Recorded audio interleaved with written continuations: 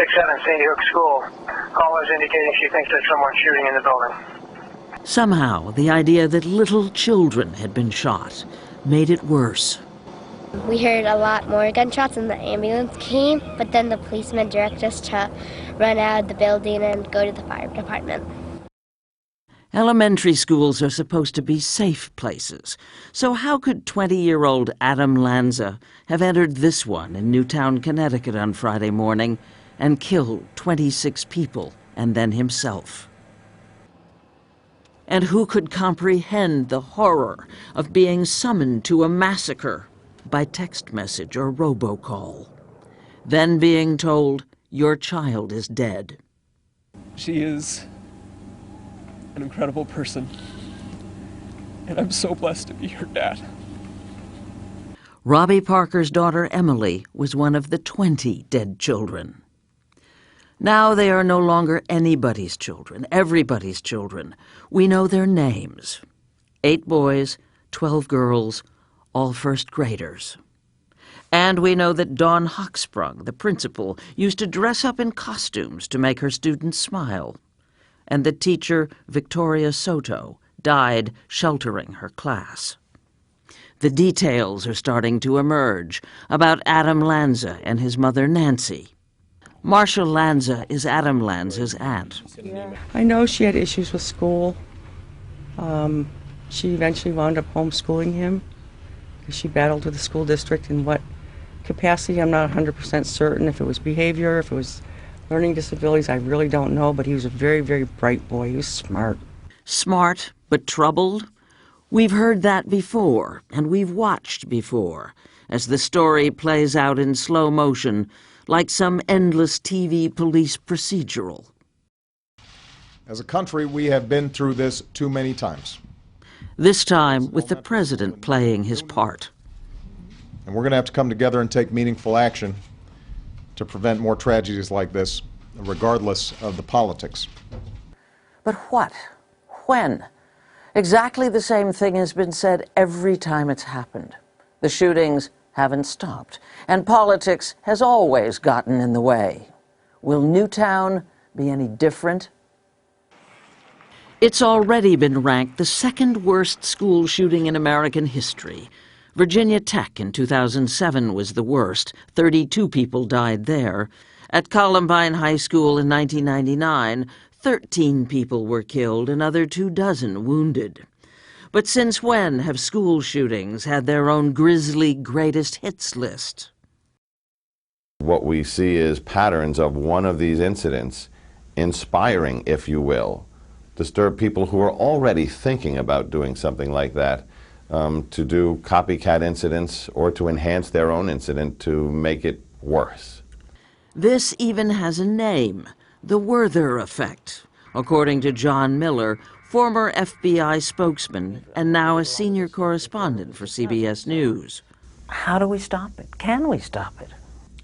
Well, there's a series of chicken and egg questions there. Is it the security of the physical premises? Is it the gun laws? Is it us?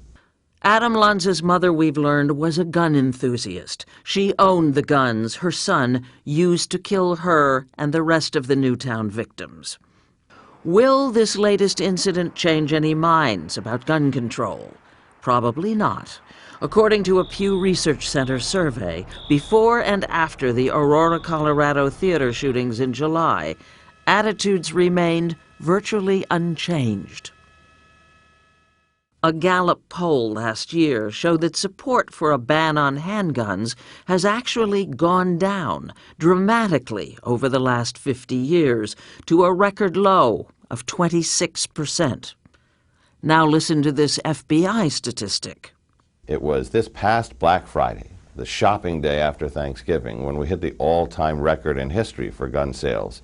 Over that 3-day period, they sold 283,423 guns in the United States.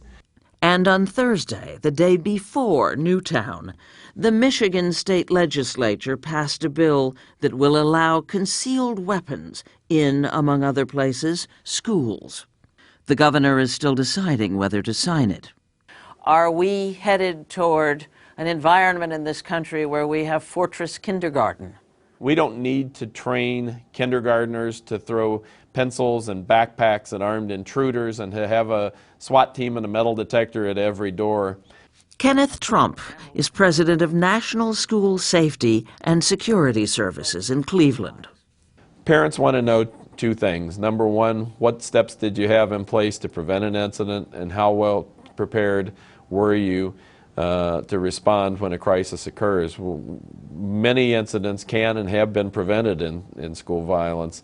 Unfortunately, and we've gotten a lot better since Columbine. Unfortunately, there's still going to be those that slip through the cracks. The front glass has been broken out of the school. They're unsure why. Adam Lanza, it turns out, broke into Sandy Hook Elementary School. What will become of the terrified children who ran from the school, and the families of the dead? For some, not all, the trauma they've experienced could have lasting physical, not just emotional effects. There's a couple of studies right now looking at IQ, where kids with trauma have lower IQ than those who don't.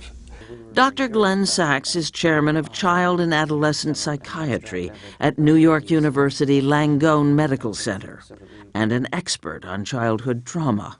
It's related in a strong way to problems with depression, suicide, obesity, even some cancer rates, heart disease, and that's why there's so much attention going into helping people who've experienced trauma.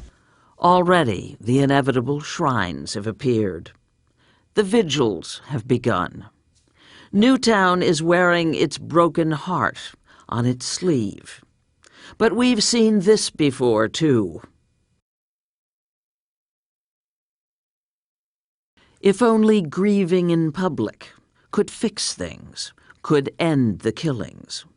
But in the end, hugs are not enough.